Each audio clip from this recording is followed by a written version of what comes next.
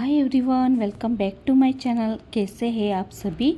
I hope कि आप सभी स्वस्थ होंगे और अपना ख्याल रख रहे होंगे। स्वागत करती हूँ आपका एक और नए व्लॉग के साथ। तो ये दो बड़े बड़े कंबल मैंने कल शाम को ही मशीन में डालकर धो दिया था इसे। वैसे इन्हें सूखने में ज़्यादा टाइम नहीं लगता है, अभी धूप बहुत ज़्यादा होती है तो 1 घंटे में ही सूख जाते हैं। लेकिन मैंने इन्हें कल रात को ही धोया था, इसलिए रात भर बाहर ही पड़े थे। वैसे तो अभी इतनी गर्मी लगती है तो इनकी ज़्यादा ज़रूरत नहीं पड़ती है। इन्हें बहुत पहले मैंने धोकर रख दिया था, लेकिन अभी क्या होता है ना, कभी कभी सुबह सुबह बहुत ज़्यादा ठंडी लगने लगती है, इसलिए बच्चे इन्हें ओढ़ लेते हैं। इसलिए फिर से मैंने इन्हें धो दिया था और अभी इन्हें घड़ी कर कर फिर से रख दूंगी। सुबह के वैसे तो आधे से ज़्यादा काम मेरे हो चुके हैं, सिर्फ ये बर्तन को वॉश करना बाकी था, तो इन्हें भी अभी वॉश कर लूँगी। वैसे सुबह के ज़्यादा बर्तन नहीं होते हैं, सिर्फ सुबह के चाय पानी के जो नाश्ता बनता है उसके और टिफ़िन के बर्तन होते हैं, तो यहीं पर इन्हें वॉश कर लेती हूँ। बाकी ज़्यादा बर्तन हो तो मैं इन्हें बालकनी में ही वॉश करती हूँ। और देखिए, हमारे सोसाइटी में मंदिर और गार्डन का काम शुरू है। सोसाइटी में गार्डन बनने का काम शुरू है, इस वजह से इतनी मिट्टी और धूल आती है, कितनी भी सफाई करो वैसे का वैसा ही हो जाता है।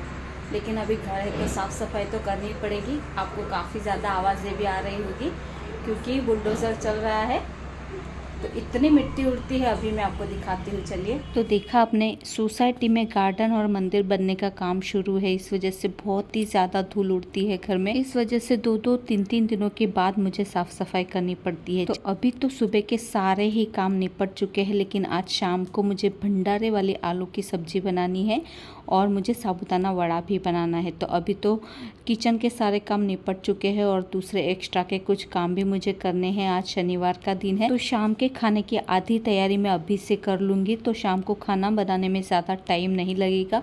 तो आलू मैंने उबालने के लिए रख दिए हैं। अभी तो 11, साढ़े 11 बजे का टाइम हुआ है।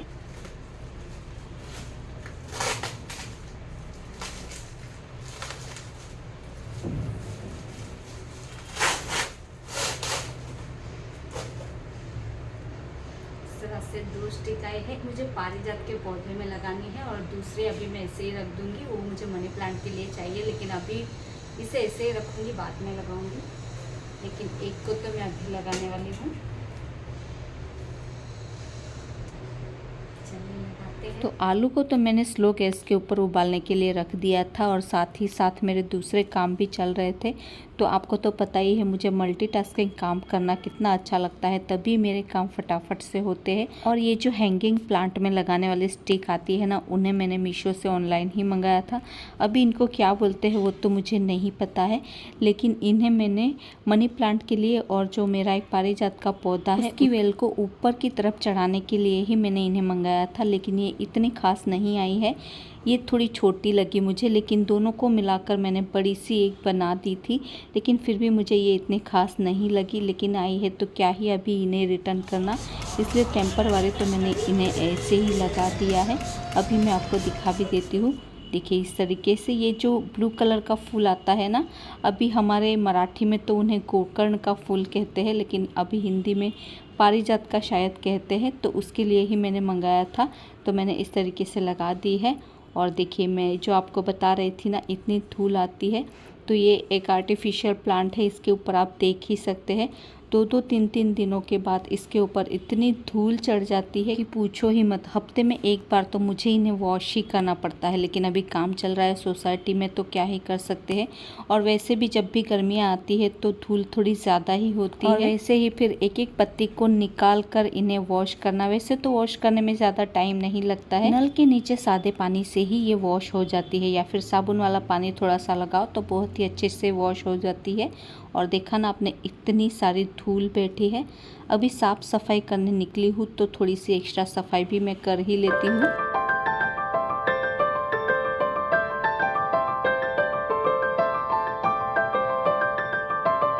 शनिवार और रविवार का दिन कुछ ऐसा होता है जब मैं एक्स्ट्रा चीज़ें करती हूँ, यानी कि एक्स्ट्रा थोड़ी सी सफाई भी करती हूँ और थोड़ा सा स्पेशल वाला खाना भी बनाती हूँ। क्योंकि वही बात है, बच्चे भी पूरा हफ्ता भर बाहर रहते हैं और शनिवार और रविवार को ही घर पर रहते हैं, तो स्पेशल वाला खाना तो बनना ही बनना है। भले ही हमें कितनी ही मेहनत क्यों ना करनी पड़े, लेकिन एक माँ का दिल कहाँ मानता है ना। और मुझे ऐसा लगता है बाहर का अनहेल्दी खाना खाने से अच्छा है हम घर पे हेल्दी खाना बनाकर बच्चों को खिलाए तो सेहत भी अच्छी रहती है और पैसे भी ज़्यादा वेस्ट नहीं होते हैं और खाना भी हम अच्छी तरीके से बनाते हैं घर पर तो हेल्दी तो होता ही है। और ऐसी छोटी छोटी ट्रिक अपना कर ही हम 2 पैसे की बचत भी कर सकते हैं, जिससे कि हमारा घर संसार भी अच्छे से चल सके इस बढ़ती हुई महंगाई में। और इतनी देर में तो मेरे आलू भी उबल चुके थे, अभी इन्हें मैं छिल कर रख दूंगी तो शाम को मेरा थोड़ा सा काम तो आसान हो जाएगा।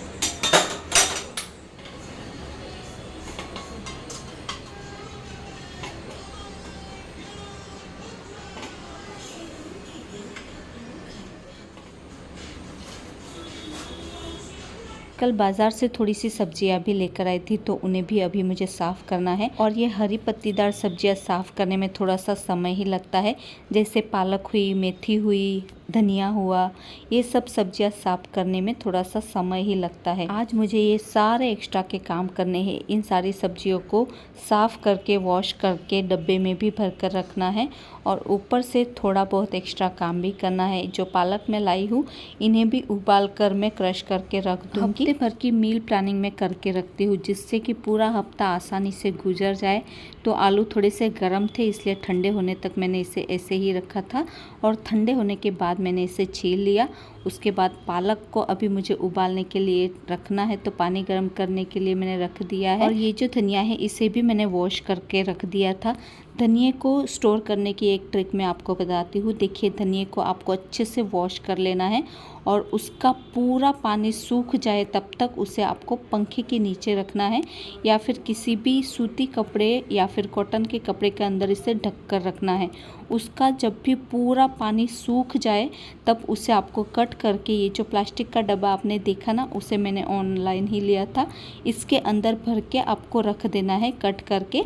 तो 8 क्या 15 दिन तक भी आपका धनिया बिल्कुल भी ख़राब नहीं होगा। तो मैं तो हमेशा ऐसे ही रखती हूँ और मेरा धनिया एकदम फ्रेश रहता है। जब भी सब्जी बनाओ तो उसमें डालने के लिए आपको कट करने की या धोने की ज़रूरत बिल्कुल नहीं पड़ेगी। बस डब्बा खोलो, उसमें से थोड़ा सा धनिया निकालो और डाल दो सब्जी में, हो गया आपका काम आसान। बिल्कुल भी धनिया आपका ख़राब नहीं होता है, मैं हमेशा ऐसे ही करती हूँ। तो देखिए, पानी भी मेरा गर्म हो चुका था। इसमें मैंने थोड़ी सी चीनी डाली है क्योंकि पालक बॉईल करने के बाद उसका रंग बिल्कुल भी नहीं बदलेगा, तो थोड़ी सी चीनी डालनी है। और पालक भी बॉईल हो चुका है। पालक बॉईल होने के बाद तुरंत आपको उसे ठंडे पानी में डालना है, इससे भी आपके पालक का रंग बिल्कुल नहीं बदलता है। और देखिए, जैसे मैंने आपको बताया ना, इस तरीके से धनिया को मैंने स्टोर करके रख दिया है। अभी का सब्जी का धनिया मैंने निकाल लिया है और ये धनिया अभी बिल्कुल भी 15 दिन तक ख़राब नहीं होगा। और साथ ही जो हमारी हरी मिर्ची होती है ना, उसके भी डंठल निकाल कर आपको अच्छे से वॉश कर लेना है। और वॉश करने के बाद उसका पानी सूख जाए तो इसे भी आप उन्हीं कंटेनर में रखकर भर लीजिए। सच में ये कंटेनर बहुत ही काम आते हैं फ्रिज में सब्जी को स्टोर करने के लिए। सब्जियां हमारे 8-15 दिन तक एकदम फ्रेश बनी रहती है, बिल्कुल भी ख़राब नहीं होती है। तो उन्हीं सब मिर्ची के डंठल निकाल कर मैंने उन्हें भी वॉश कर लिया है। और इतनी प्रिपरेशन करने के बाद सारी ही पत्तियां भी सूख चुकी थी तो उन्हें भी मैंने फिर से लगा दिया है पॉट में। और देखिए ना, फिर से ये मेरा आर्टिफिशियल प्लांट हरा भरा हो चुका है।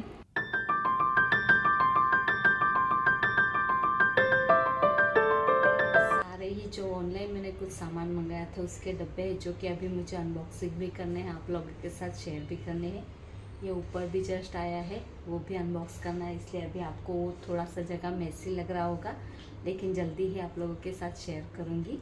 टीवी यूनिट के नीचे जो सामान रखा है वो किचन को मैं डेकोरेट करने वाली हूँ, उसके लिए मंगाया है। तो जल्दी ही आपको मेरा नया किचन भी देखने को मिलेगा। अभी इतने सारे एक्स्ट्रा काम करने के बाद दोपहर को थोड़ा सा खाना खाने के बाद आराम किया और उतनी देर में शाम का समय हो चुका है। अभी देखिए, इतनी गर्मी में खुले बालों में मुझसे तो काम बिल्कुल भी नहीं होता है, इसलिए हमेशा मैं बाल ऊपर करके ही किचन में काम करती हूँ, क्योंकि गर्मी ही इतनी लगने लगी है आजकल।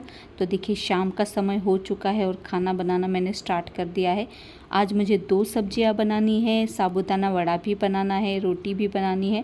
तो खाना बनाने में थोड़ा सा टाइम भी लगने वाला है। तो सबसे पहले चौलाई की सब्जी मुझे बनानी थी। चौलाई की सब्जी बच्चे बिल्कुल भी नहीं खाते हैं, मुझे और हस्बैंड को काफ़ी ज़्यादा पसंद है, इसलिए मैं लेकर आती हूँ हमेशा ही, यानी कि हर हफ्ते। तो वो भी सब्जी मैंने बना दी है।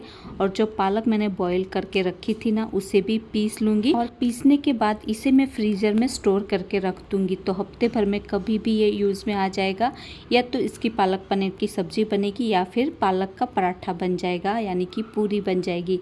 तो इस तरीके से मैं थोड़ी थोड़ी मील प्लानिंग करके रखती हूँ हफ्ते भर की। और आज मुझे एकदम बढ़िया वाली भंडारे वाले आलू की सब्ज़ी बनानी है, आप लोगों के साथ शेयर भी करने वाली हूँ। तो मैंने सिर्फ 2 टमाटर लिए हैं और अभी इसे ही मैं क्रश कर लूँगी, यानी कि ग्रेवी बना लूँगी। इसमें ना तो प्याज पड़ेगा और ना ही लहसुन, सिर्फ टमाटर से और कुछ खड़े गरम मसालों से हम ये सब्ज़ी बनाएंगे। तो एक कढ़ाई में मैंने 3 चमचे तेल डाल दिया है, उसमें हमें राई और जीरे का तड़का लगाना है और उसमें 2 तेजपत्ता डालना है और कुछ खड़े गरम मसाले जिसमें है दालचीनी, 1 चक्रफूल, 2 लौंग और 2 काली मिर्च। इतने खड़े मसाले हमें डालने हैं क्योंकि हमने इसमें प्याज और लहसुन का बिल्कुल भी इस्तेमाल नहीं किया है।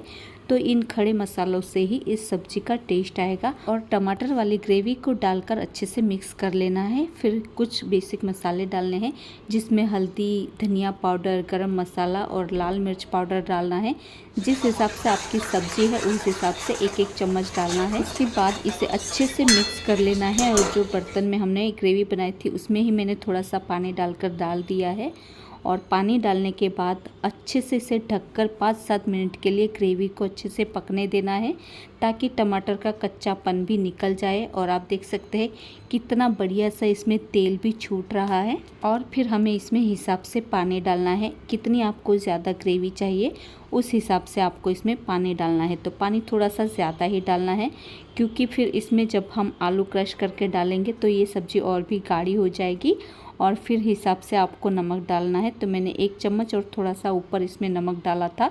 और उसके बाद इसे अच्छे से उबलने देना है।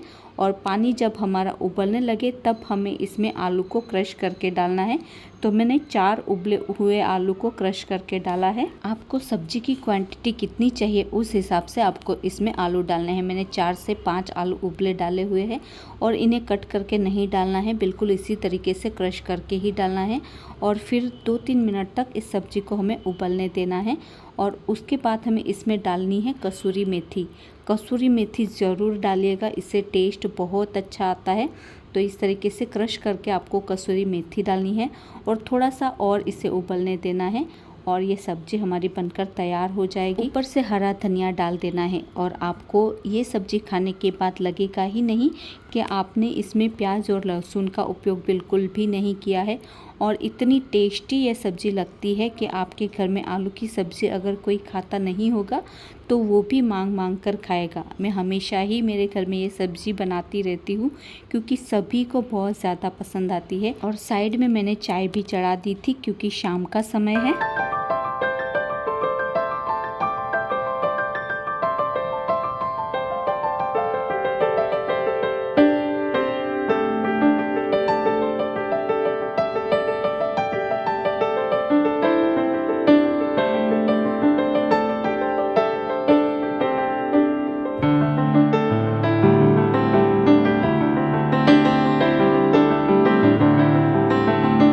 हमेशा प्लेट में ही चाय पीना पसंद करती हूँ, इसलिए फिर मैंने अपनी चाय पीकर टेस्टी खाना तो हम बना लेते हैं लेकिन फिर ढेर सारे उसके बर्तन निकल जाते हैं। तो मैं क्या करती हूँ, थोड़े थोड़े बर्तन जो निकलती हूँ उसे मैं वॉश करती रहती हूँ, नहीं तो फिर इकट्ठा बहुत सारे बर्तन जमा हो जाते हैं, फिर उसे मांजने में भी थोड़ा सा कंटाला ही आता है। अभी मुझे बनाने हैं साबूदाना वड़ा और इसके लिए मैंने साबूदाना सुबह ही भिगो दिया था और अच्छे से फूल भी गया है।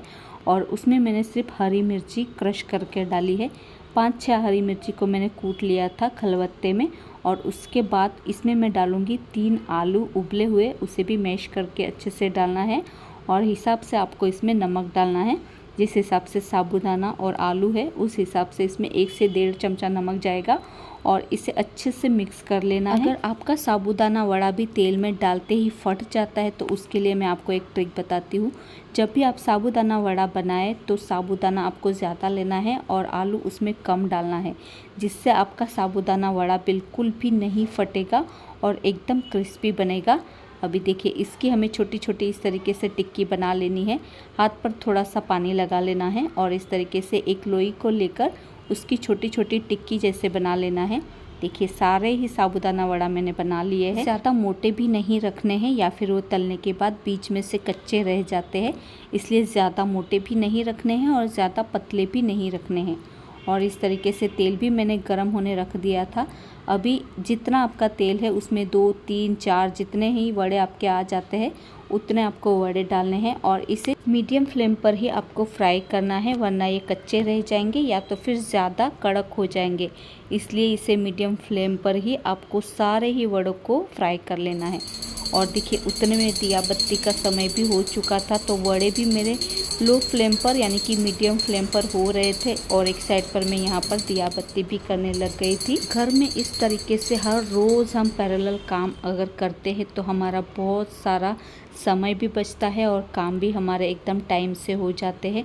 दिया बत्ती करने के बाद फिर से मैं सारे वड़ों को फ्राई करने लग गई थी और देखिए यहाँ पर सारे ही मेरे साबूदाना वड़े बनकर तैयार हो चुके हैं और ज़्यादा क्रिस्पी भी नहीं और ज़्यादा नरम भी नहीं। वैसे नरम ही हम लोगों के घर में सबको पसंद है, इसलिए ज़्यादा क्रिस्पी भी मैं नहीं बनाती हूँ। और ये थी हमारी शाम की बढ़िया वाली थाली। और कल मुझे वेफ़र भी बनाने हैं, तो उसके लिए भी मुझे आज ही तैयारी करके रखनी होगी, यानी कि वेफ़र को भी आज ही काट कर रखना होगा, तभी बन पाएंगे। तो चलिए आज का ये छोटा सा व्लॉग मैं यहीं पर ख़त्म करती हूँ। आई होप आपको आज का वीडियो पसंद आया होगा। वीडियो पसंद आया है तो इसे लाइक कीजिए, शेयर कीजिए और चैनल को भी सब्सक्राइब करना मत भूलिएगा और साथ में बेल आइकन को प्रेस करना मत भूलिएगा, जिससे कि आपको मेरे आने वाले वीडियो की नोटिफिकेशन सबसे पहले मिले। तो मिलते हैं नेक्स्ट वीडियो में, तब तक अपना ख्याल रखिए। Bye bye.